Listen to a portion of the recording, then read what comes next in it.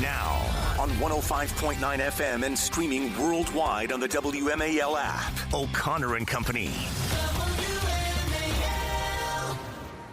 It's our 8 o'clock hour here. That's our fourth hour. If you missed our first three, well, you can catch up. Just subscribe to our podcast.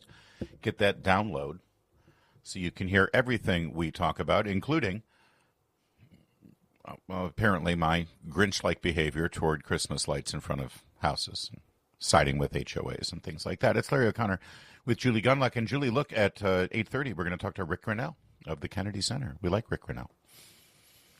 Very excited about that conversation. Also excited about this conversation, Victoria Coates, Deputy National Security Advisor to President Trump, former, and currently Vice President of the Institute for National Security and Foreign Policy at the Mighty Heritage Foundation. Victoria, always great to talk with you. Thanks for joining us. Larry, Julie, great to be with you, and I'm glad to be coming up ahead of Ric Grenell rather than following him. Yeah, he is a tough act to follow. That's for sure. Love Rick. Say hi to him. I will. Listen, we got news yesterday that the FBI thwarted a planned terror attack for Los Angeles New Year's Eve. Paris has now canceled their New Year's Eve celebrations. In Germany, they thwarted a terror attack at a Christmas market. And, of course, we saw the horrific terror attack on the Hanukkah celebration in Sydney, Australia. Seems like a trend, Ms. Coates. It is. And I also think the two Afghanistan related issues are part of this as well. It's as if these kind of sleeper cells that have entrenched themselves in both Europe, the United States, Australia, all of our allies are activating around the holidays. And so I think we have to remain hyper vigilant about this and realize that, what attacked us on 9/11 is still out there. It needs to be noted, especially since you just made note of the two Afghan nationals who have been arrested, one for the murder and shooting here in Washington, D.C., that in all of these cases, these are terrorists who have not snuck into our country, but they've been welcomed with open arms here and in Australia and in Paris and in Germany and these other countries, all through the vast migration that we've seen throughout the world. And we continue to hear from the leaders of these Western nations that, diversity is our strength. Is there any way to put the genie back in the bottle on this? Well, unfortunately, the answer is I don't know on that one. And I was particularly interested in the case of the father and son in Australia. The father apparently came in after 9/11 when, all of these governments were leaning over backwards to say we're not Islamophobic. We welcome people in. As you said, diversity is our strength. And, then he remained in Australia. He had a son who's an Australian citizen. But clearly they did nothing to assimilate, quite the opposite. They were militant in retaining their beliefs, their extremist views, and it culminates in this kind of horrific attack. And then you get the Prime Minister of Australia coming out and saying, "How did this happen? It's such a tragedy." Like, no, Romeo and Juliet is a tragedy. This is something you inflicted on yourself. It's been really hard watching some Australian politicians. This is true of New Zealand, too. They are just extremely liberal. We saw that during COVID, of course, but almost immediately they started calling for more gun control when it turns out that these guys were already on a number of lists that should have prevented them getting guns, and yet they were able to obtain guns. So, I'm not sure more, just like here, I'm not sure more laws are going to do any good. But Victoria, is there a chance of, what's the situation in Australia? Is there a chance of that something will change, that they will take effort or make efforts to rid the Australian people of some of these very scary individuals who should never have been left in the country in the first place? I mean, are we going to see a deportation order in Australia, or are they just going to keep going as they've been going all along? Well, that's going to be the big question, Julie. I mean, they've had this just almost terminal case of what I call willful blindness. They don't want to see what's happening. And in August, we had, I think, 300,000 people march across the Sydney Bridge demanding a Palestinian state, demanding the Intifada. And what did the Prime Minister do? He recognized a Palestinian state. And all of that protest had all the ugly anti-Semitism, anti-Israel stuff. And I'm sorry, it is the same thing. It was all mixed up together. And they didn't differentiate between folks who might have a real commitment to the Palestinian cause, whatever that is. No, this is about the eradication of Israel and license to kill Jews. And they reward that by the official recognition by the state of Australia of a Palestinian state at the United Nations. Victoria Coates is our guest. She's a former Deputy National Security Advisor to President Trump and currently over at the Heritage Foundation on National Security and Foreign Policy Issues. We made note that Paris has now canceled the traditional gathering there under the Arc de Triomphe where about 1 million people would go and watch the fireworks. They're still going to do the fireworks. They're still going to do the light display, but they're not allowing for public assembly for these things, at least in one mass place.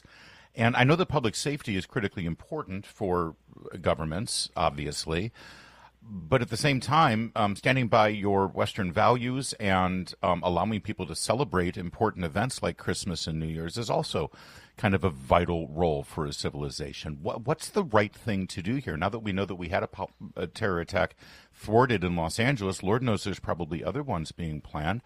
In some ways, by canceling these events, Julie made note of it earlier, you're basically letting the terrorists win because you're changing your way of life. Yeah.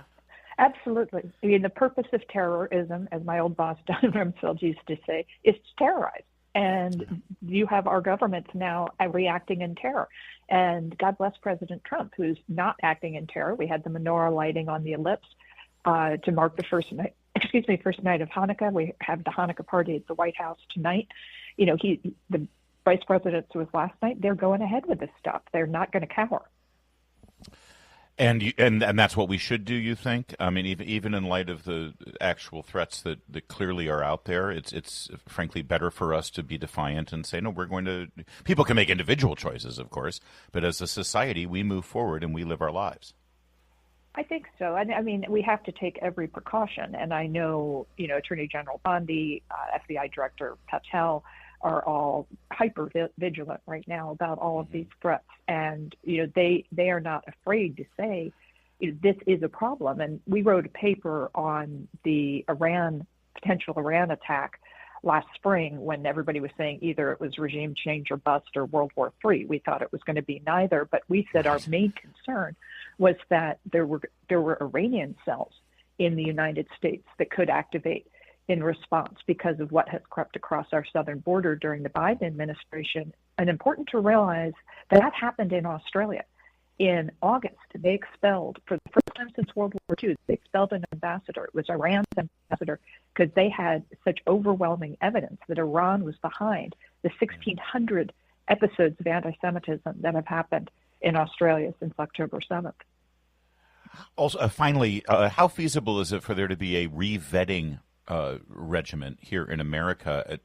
A lot of the vetting, especially the terrorists who ended up murdering the National Guardsmen in D.C., we were told had been vetted during the refugee and asylum process from Afghanistan and conducted by the Biden administration, and we can see now how thorough that was.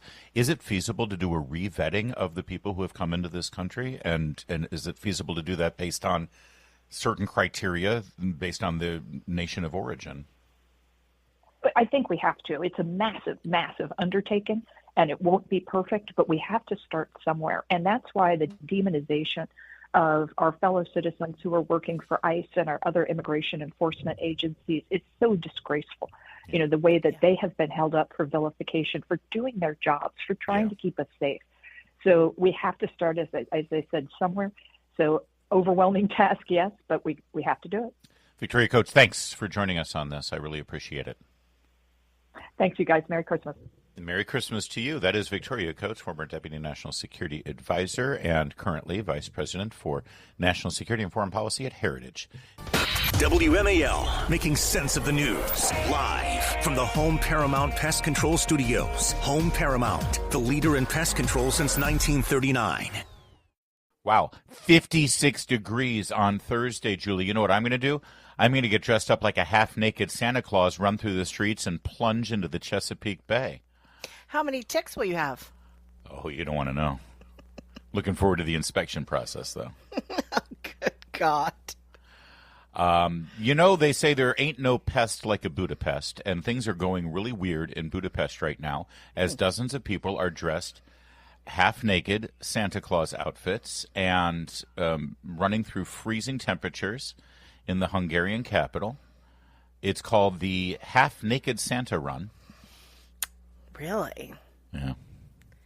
My son was there last year. He missed this. Uh-huh. Or did he? Maybe I should look through his phone. What is going on with the Hungarians? They do have a zest for life. You know who's Hungarian? Sebastian Gorka. Ah, well, I bet. Do you think Katie Gorka will let Sebastian get dressed in a red Speedo and a Santa hat and go? I think running Katie through... would be running right along with him. Hey, let's go. No, I don't think that's the case at all. And by the way, it's cold out there. Why do people? I don't understand why people do. They do this in Ireland too. Yeah, they do these. Do they get plunges. drunk first? Probably. That's where the warmth is coming in. It's Irish. It's the Irish. So I don't think they get drunk. They just maintain a constant drunk. But they do these plunges. I see these. All these Nordic people. Yeah. They love the cold. Would you like to hear the sound of dozens of half-naked Hungarians running through the streets of Budapest? Who doesn't want to hear that? Thank you. Let's go. So it's part of the annual routine. We find a foundation, we try to help them. And when the time comes, and this, you see, like my breath can be visible. When this time of the year comes, no one really wants to come out. So in the morning, I'm always like, who wants to go out there? But if we do not, then who does? So we have those who work throughout the whole year by just one event, which brings attention to their work. So that's we can do. So we do that. So I'm looking at the images here, Julie, and I got a couple of observations. First of all, number one, Hungarian women, kind of hot. Secondly, why is it so sexy when a woman gets dressed up in like the fuzzy little Santa elf thing with the bare midriff and the same reason men are like excited on Halloween, because it's the one opportunity you can dress kind of like a tramp, and it's okay. But it's Christmas. Christmas is not an opportunity to dress like a tramp. Well, that's true. Well, apparently in Hungary it is. Well, let me also make this observation. The disparity between the hotness of Hungarian women and the incredible mediocre presentation of Hungarian men is, I don't think there's any European nation that has such a wide disparity. I mean, you look at Swedish women, they're hot, but Swedish men, not so bad themselves, right? These guys don't look, I always would have thought of Hungarian men as very hairy. I am surprised. Yeah. I think they may have done a little waxing before they went out there. Maybe. Yeah. I am shocked too. I expected like a. I don't think. Look at that guy running in his fur coat. Why do you think these women are that gorgeous? They're not Swedish. That's for sure. Well, I mean, all right. They're kind of average. All right. Put the claws back. Anyway, if you want to go to Budapest, you can do the Santa Speedo run. Otherwise, you can stay close at home here, and you can do the big cold plunge, the Nordic plunge that often occurs in the Chesapeake Bay. They do the whole polar bear plunge. Do you do this? Where you jump into the water. I have not done this. Have you started doing? I bet you have. Are you doing the cold plunges on your deck? Meredith wants one of those. I hate it. I do not like cold plunges. Although I will say this, I was on an Alaskan cruise once, and it fell in. Happens to the best of us. What they do is for the cruise passengers, they have a swimming pool on the deck of a cruise ship. Yeah. And what they do is early morning at sunrise, they fill the pool up with water. They've got pumps that bring the water straight in from the Arctic Sea. And sure. And so they fill, and then you jump in. They do a whole thing if you want to participate. And really? I did that once. I jumped into the painful. It was rough, but the only reason I could get through it is that I knew that immediately I could turn around, hop out, and I'd have a towel and a robe and have a drink. Exactly. The whole Maryland Chesapeake Bay polar plunge, it doesn't seem the same to me. I do, because you have to run in from the shore and everything. I don't like that. Yeah, we go to Maine every year for vacation, and the ocean is so cold. That is as close to a polar plunge, I guess what they call it. That's as close as I get to it. I don't believe me. The inflammation goes down. It's very. It definitely has that effect. That's why Meredith wants to get one of those plunges for our backyard. I I don't understand why people go out of their way to harm their bodies in cold weather. You know, we're supposed to protect ourselves from cold weather. And in fact, by the way, God bless this young man, a high school student at Potomac High School, came down with a case of frostbite. What? Yes.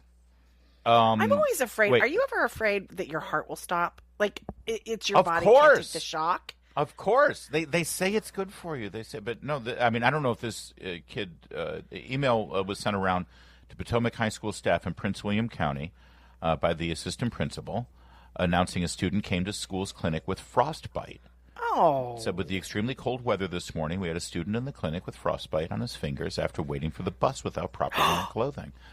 Horrible. No. You know, kids are stubborn. They don't like to wear coats. Although my Right, kids you do. immediately blaming the high school boy because you've got three of them. Right. It's It yeah. could I'm be sure. negligent parents who did not lay out clothes for them or please. something. Lay out clothes for them. He goes to high school. He can rummage around and find a pair of gloves. Horrible. Hopefully he's okay, but I'm sure but that's he was my wearing. point. I mean, this poor kid is just standing out. Oh no, you know what it is. He took off his gloves so he could text on his phone, so he could exactly scroll. gloves. I like how you think that he took them off. No, he didn't. Have you seen kids? They walk around in the bitter cold with like the most you can get them to wear is a hoodie. Again, not my kids because I do threaten them. I am a tough mom, right? They're not going to get away with this no coat business. You're going to wear your coat, right? You're going to go out there and die of frostbite, or I will kill you. Right, exactly. Or something like that. But some kids, they walk around. I've seen kids walking around with shorts. It's nuts. Well, it's nuts. in Budapest, it's celebrated. Or Speedos, even. And this one guy, Hungarian, he's got a real bad case of frostbite. Oh, no, wait, that's just... Larry. It's 8:24. Coming up, we're going to talk to our friend Ric Grenell about what's going on at the Kennedy Center. Keep it here, 8:30. WMAL-FM, Woodbridge, Washington, a Cumulus media station. Making sense of the news. News Talk 105.9. News now.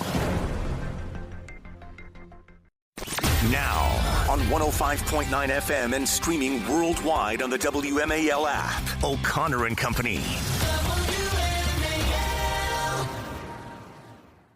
It's 8:37. Good morning. Thanks for joining in to O'Connor and Company here and letting us be a part of your morning routine. 30 minutes from now, we'll hand it off to Chris Plant. We're almost done, Julie Gunlock, but we got a lot to get to because we've got Ambassador Ric Grenell, president of the mighty, once again, mighty Kennedy Center. Ambassador Grenell, thanks for joining us.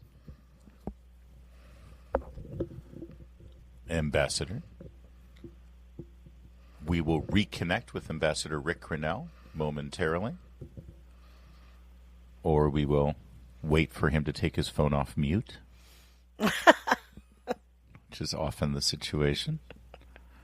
No, we're afraid he may have dropped. Let's reconnect there with Ambassador Grenell. But quickly, I'll give you some details of what's up and coming at the incredible Kennedy Center. First of all, this Wednesday, the 17th, that's tomorrow, by the way. Yeah. Noel, Jesus is Born. We focused on this last week. We had the star of Noel, Jesus Born. By the way, I was going to jokingly ask him, the star of the show that we had on last week, I was going to ask him if there was going to be like live camels on stage, and whether they're going to. Apparently, there are. No, there are going to be live animals on the stage at the Kennedy Center as they do a live. I just can't get over the idea of Kennedy Center and the word Jesus in the same. I know it's sentence. a little odd. Well, like, Kennedy was Catholic, I'm told. Oh, so yes, he was. That's probably appropriate. Yeah, they're going to have a live nativity there, and, of course, Christmas carols and a visit from Santa and all that jazz. Also, a Christmas tree lighting ceremony tomorrow night as well. Lovely. Before that show, before the show. So, and there's still tickets available. Y'all should get down there. And these are great events for families. I'm seeing here in the document it says families are welcome. Exactly. So. Finally, some family holiday fare over there at the Kennedy Center. Let's bring in Ambassador Grenell, the president of the Kennedy Center. Good morning, Ambassador. Good morning. Good morning. I'm sorry we had some problems connecting with you. We were just sort of given the rundown. And do you have special stagehands that will handle the farm animals that are going to leave little presents on the stage? Well, I'm sure we do because we've hired that. Look, we're so excited. We're going to have a live nativity. We're doing our inaugural tree lighting at the Kennedy Center. That's going to be at 6 o'clock tomorrow night. And then That's at awesome. 7:30, we have a amazing program called Noel, Jesus is Born, an unapologetic celebration of the birth of Christ with Charles Billingsley and Matthew West. This is going to be a great time of praise and worship, of celebrating the birth of Jesus Christ, and we're going to do it at the Kennedy Center. Yeah, we spoke with Charles last week, and what an absolute joyful Christian he is, and he was wearing his faith on his sleeve. And this is kind of an outlier, isn't it? What Julie was just saying, it's fun to see the word Jesus associated with the Performing Arts Center again. Well, I don't think it's that controversial to talk about Christmas and Christ. I mean, it is called Christmas with the word Christ in it, and it is the celebration of the birth of Christ. So to me, it's just a kind of bringing back common sense. You know, at Easter, we talk about what Easter is, which is the resurrection of Jesus Christ. Christmas is the birth of Jesus Christ. And by the way, we have celebrated Hanukkah and Eid. We do it all. Right. And I just feel like when it comes to a Christian holiday, we're not going to be apologizing or tiptoeing around it. This is an amazing season to celebrate the birth of Christ. You should come out tomorrow night and watch this amazing show and a traditional celebration. Rick, the whole week's incredible. You have Handel's Messiah, and you have carol ringers, which is, I feel like that's a dying art. I'm so excited to see that carol ringers will be at the Kennedy Center. Again, these are wonderful family events, but Handel's Messiah is on December 18th, and the ringers are also on December 18th. What are the go ahead. I was going to just say, when I was in high school, we used to have these handbell ringers at school and at church. And I remember my grandma saying, "Oh, my word, I just love this." And it's a real talent. And so we decided to bring that back. Last night we had a tuba celebration where it was all tubas, really playing Christmas music and celebrating the season. What we've tried to do at the Kennedy Center every single night of December is have a traditional Christmas celebration and be really unapologetic about it. It was massive. The line for the tubas last night were huge. And Rick, I just want to also say, as a mom who's raising 3 kids, I just went on here, and there are so many free events at the Kennedy Center, which is so nice for families. It's an expensive city. And, because the schools are so crazy, we all got our kids in private school. So it's so nice that you have free events at the Kennedy Center.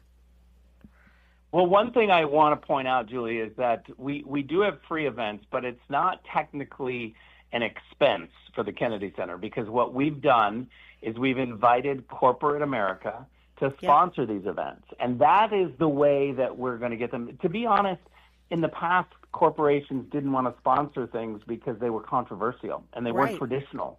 And they didn't want to be associated with them. But that has completely changed. We're raising so much money at the Kennedy Center.